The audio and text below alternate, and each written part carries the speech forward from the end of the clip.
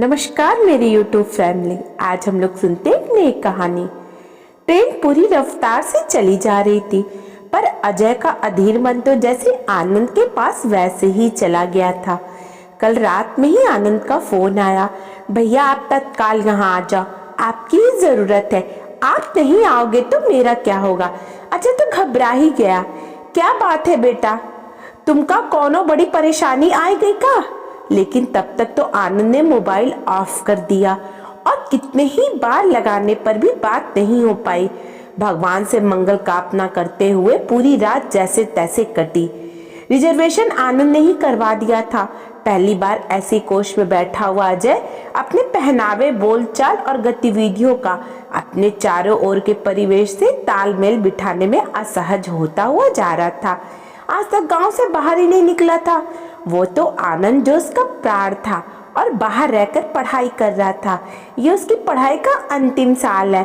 हे प्रभु, मेरे लल्ला पर कृपा करना, उसके सारे कष्ट मुझे अनपढ़ गवार को दे देना। उसके आकस्मिक फोन कॉल पर सुनी उसकी आवाज के अभिव्यक्त अधीरता ने उसे ट्रेन में बैठने पर विवश कर दिया था। कोई दुर्घटना या किसी गंभीर बीमारी की आशंका से बेचैन दिल एकदम से सुखद एहसास से भर गया।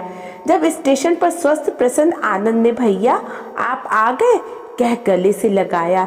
सच में अब वो छोटा नन्हा आनंद नहीं था जिसे वो गोद में उठाए उठाए पूरा गांव ना पाता था। अब तो आनंद उसे ही लगभग अपनी गोद में उठाकर शानदार गाड़ी तक ले गया। दरवाजा खोला, आराम से बिठाया, फिर जूस गिलास भर कर दिया। भैया आप जब तक इसे आराम से पियो तब तक हम घर पहुंच जाएंगे। आनंद से कुछ कहने पूछने का मौका ही नहीं दे रहा था। घर पहुंचते ही आनंद ने उसके लिए बढ़िया खाने की व्यवस्था की और बढ़िया सा सूट निकाल कर रख दिया। भैया आप फटाफट नहा धोकर ये वाला सूट पहनकर तैयार हो जाइए जल्दी। अब जब अजय कुछ पूछना कहाँ जाना है, तूने क्यों इतना अर्जेंटली बुलाया? तो आनंद भी अभी आता हूँ कहकर गायब हो गया। अजय को कुछ समझ में नहीं आ रहा था, पर आनंद एकदम स्वस्थ प्रसन्न दिख रहा था। उसके लिए यही सबसे बड़ी ईश्वरीय कृपा थी। थोड़ी ही देर में एक ड्राइवर उसे फिर से गाड़ी में बिठाकर एक आलीशान होटल में ले गया और बहुत सम्मान सहित एक भव्य सजे धजे हॉल में ले गया और एकदम सामने सोफे पर बिठा दिया। अजय इतने आधुनिक उच्च स्तर के माहौल में खुद को बहुत असहज महसूस कर रहा था। फिर भी आनंद भी कहीं नहीं दिखाई दे रहा था। तभी अचानक भव्य मंच दूधिया रोशनी से चकमगा गया और माइक से अजय का नाम पुकारने जाने लगा। माइक में कोई बहुत ही मधुर आवाज में आनंद के बारे में बता रहा था कि आज से भव्य मंच इस शहर के नव नियुक्त कलेक्टर श्री आनंद जी को सम्मानित कर धन्य हो रहा है और इस हेतु हम आदरणीय श्री अजय जी को सादर मंच पर आमंत्रित करते हैं।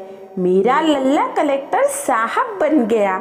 अजय के हृदय का उत्साह तो मानो रुक ही नहीं पा रहा था। लेकिन मुझे क्यों बुला रहे हैं? तब तक दो सुसज्जित वॉलंटियर उस मंच पर ले गए। जब तक अजय कुछ समझ पाता, आनंद ने अपनी ट्रॉफी और सर्टिफिकेट उनके हाथों में रखकर उनके पैर छुए। अरे अरे बेटा, ये क्या कर रहे हो, सब देख रहे हैं, बोलकर अजय ने उसे अपने गले से लगा लिया। भाव विहीन हो गया वो, उसकी आंखों में बेतरह खुशी के आंसू थे। अजय ने कहा, देखने दो ना भैया, आज सबको देखने दो। यही वो भाई है मेरा जिसके त्याग, सादगी, अटूट प्यार और अथक संघर्ष ने मुझे ये मुकाम दिलाया। सुनने दो आज सबको मेरे दिल की बात। जब से होश संभाला है मैंने पिता को तो कभी नहीं देखा।